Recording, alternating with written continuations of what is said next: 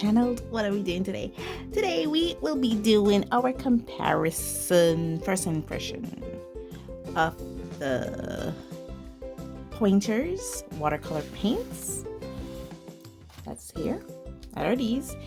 And we'll be comparing them to the Sargent Art. Now, if you would have seen my art haul video, my art haul video, and when I panned these, you would have seen them like this. Well, these are just 3 of them that I have here. These are the Pointer's watercolor tube paints. I put them here, and I also panned them in a video and showed you how I panned them.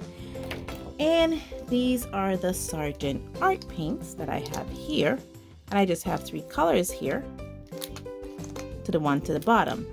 Also in that video, I would have described me making this color swatch chart. So today is the day that I do the swatching for these. I also have a little work section here for them and a tester for them.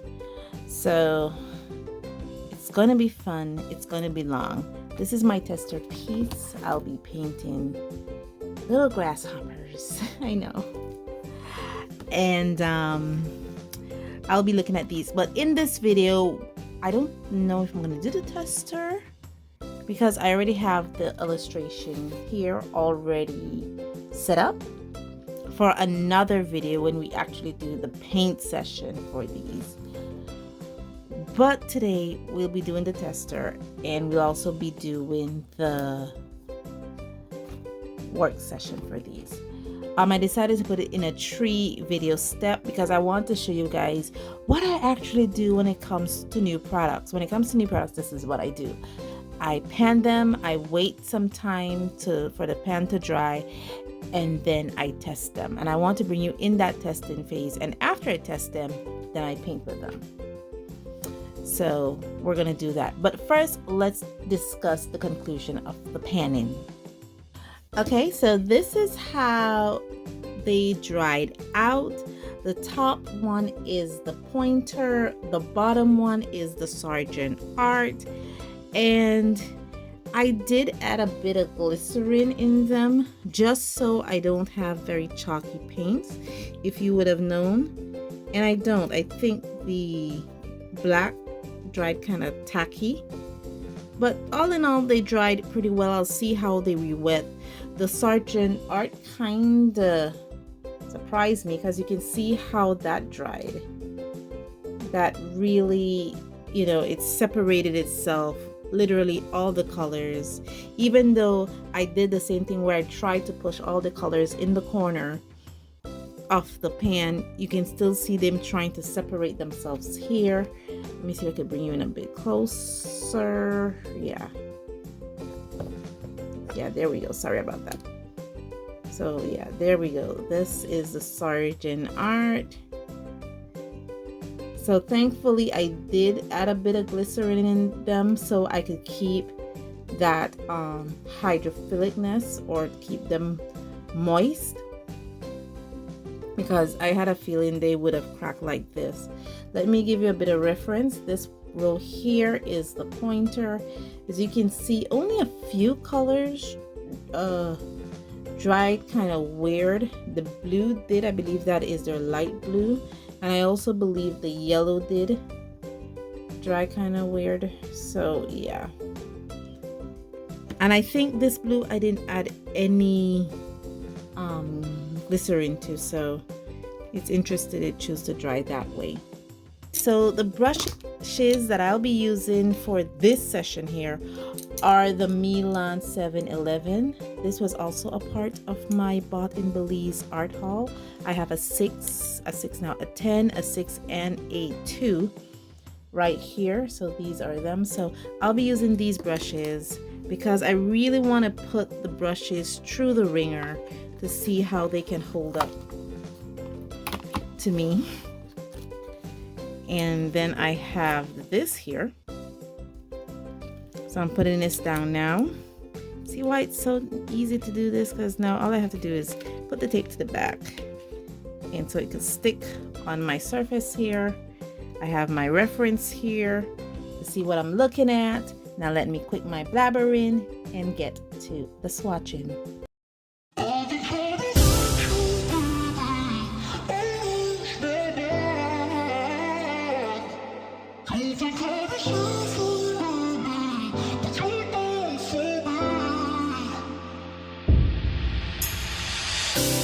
You let me build up my feelings. You shatter them quickly, I let you. It's easier than fighting, but I know I give you everything I am. You throw it away like it's nothing. It's easier than fighting, but I know you're so inside the agony. Stop for a second, breathe. I'd turn it all around if I could, but I know it's not enough. I've been trying to reach you, baby. I lose my mind. You've been kinda see-through lately, but you're good for me. Cause every time you hurt me, I go na-na, oh na-na. Tell me to leave you, I say na-na, no not now. I've been trying to reach you, baby, to understand you better, baby, tonight. You're struggling to see what I'm doing. Did I take a bullet for you? It's easier to let go, but I won't. I need you here, need you right now. You throw it away like it's nothing. It's easier to let go, but I won't. You're so inside the agony. Stop for a second, breathe. I'll turn it all around if I could, but I know it's not enough. I've been trying to reach you, baby. I lose my mind. You've been kinda see-through lately, but you're good for me. Okay, I am finished my color mixing. This is the Pointer Watercolors in tubes.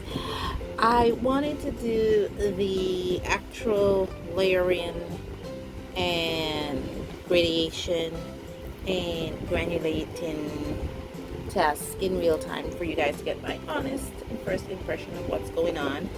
I did the swatching, as you can see here. I might have had some black left in the brush after I swatched these. The Pointer's colors are really clean, I could say that.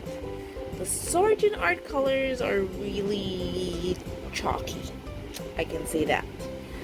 There are a few colors in the Pointers that were really chalky. I'm looking at the yellow, the orange, the red, the light blue, the light green, the verde, the brown, the black, and of course the white.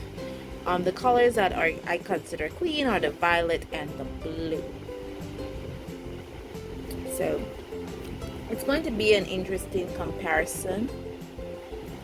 I did the color mixing for the Pointers. I will do the color mixing for the Sargent Art off camera.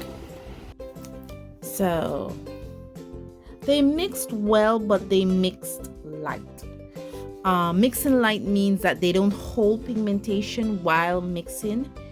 Therefore, I would say maybe there's some fillers added into this. Let me bring you guys in a bit closer because we'll be focusing here.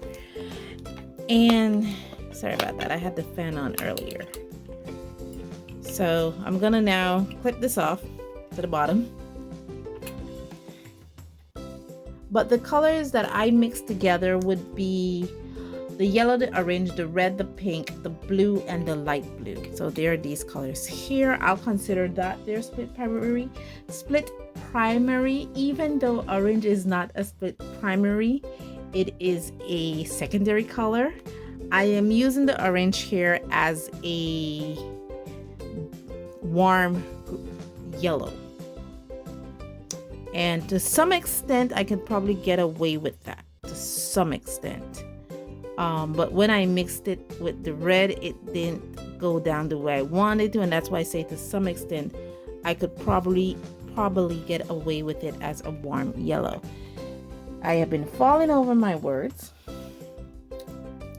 So let me bring this a bit closer, and I'll put some water here in this first, and let's look at the granulation. And I will use a color that I believe should be heavily granulated, so I'll be using blue, and let's see what blue can do when I decide to dot it. Are you seeing an explosion, guys? Is color exploding? Not exactly. There isn't any granulation. Blue is not a granulating color. Let's see if we could try another color before this dries up, because it's really humid. Let's use this color. This is light green. Let's see if it's gonna give me what I wanted. Nope. It's pretty stationary for the most part. Very stationary for the most part. Okay, so now I'm gonna put a swatch of, we're doing layering, and I think the most transparent color here is this color, which they call pink. It doesn't look like a pink to me, but they call it pink. So I'm gonna do a layer here. I'm gonna let this dry, and then I'm gonna put another layer over it to see if it could get darker, because this is the lightest color. I think this is one of the clean colors. Yeah. So we're gonna see if it can layer. Now let's see if we could do a gradation. So in this test, I'm actually using a number 10 brush, which I absolutely love. I love working a bigger brush lately. I've been enjoy working with bigger brushes. And oh shoot, sorry, I'm so sorry. I kind of touched the pink. And we're gonna gradate. Let's gradate some colors that don't normally mix together. We already used one version of green, blue, and pink. I just want to make sure it's nice and wet because it's a bit humid today. Let's use some of this color. It's called violet.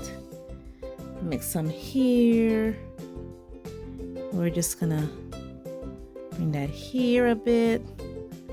And then I'm gonna get out, and I'm gonna use this color, which they call red. I'm gonna mix some here. And let's see if we can do a gradation. Let's see how it goes.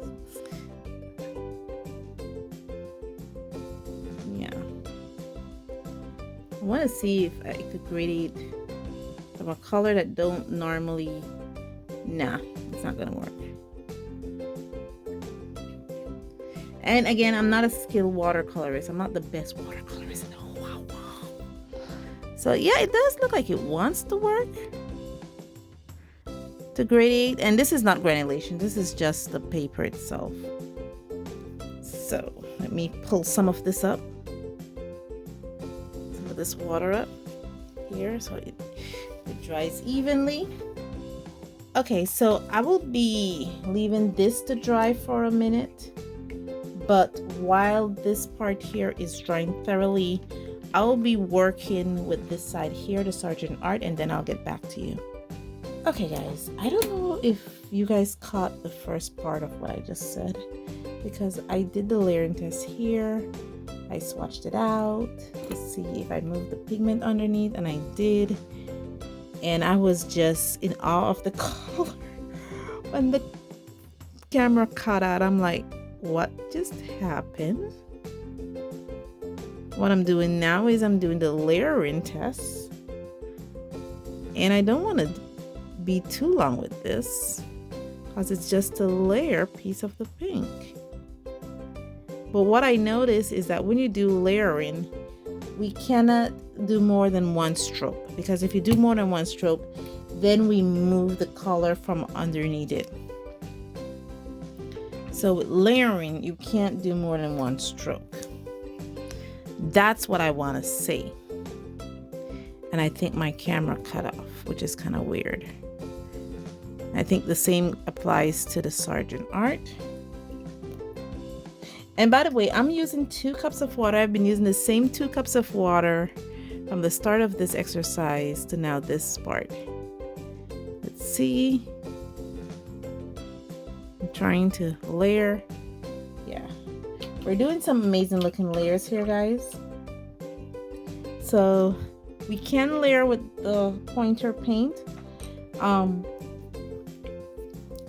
Unfortunately we can't do more than one stroke because the paint tend to move underneath, and we can layer with the Sargent Art paint, but I don't want to risk it doing more than one stroke because I feel like I'm going to be moving the paint from underneath.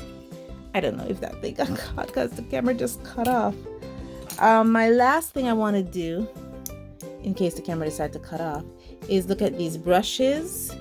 And as you can see, they're still holding their points together. I haven't used the number 2, so this is still pretty much dry. But I did use the number 6 and the number 10 for this exercise. And exclusively for this exercise, what I'm going to do is I'm going to take some rests now. And yes, these brushes still have a point, but then again, this was a long exhausting exercise, so they're able to hold their point initially. Like I said, I'm going to try these out for about a month and see how they hold up after 1 month of use, and then I'll get back to you.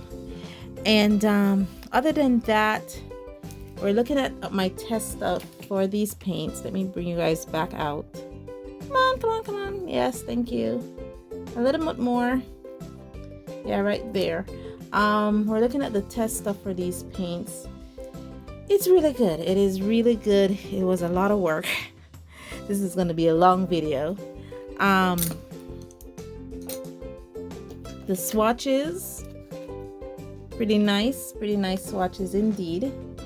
Very bright colors, but it's not something that I'm not used to working with. So what I'm going to do, I'm going to take a break because it's very hot and it's been very long. And then I'm going to do the tester piece that is on this side here. These grasshoppers are my tester piece. And then in the next video, I'm going to do the paint session and we're going to wrap up this series. Thank you guys so much for joining me on this journey. And as always, stay safe, stay blessed, and I'll see you in the next one.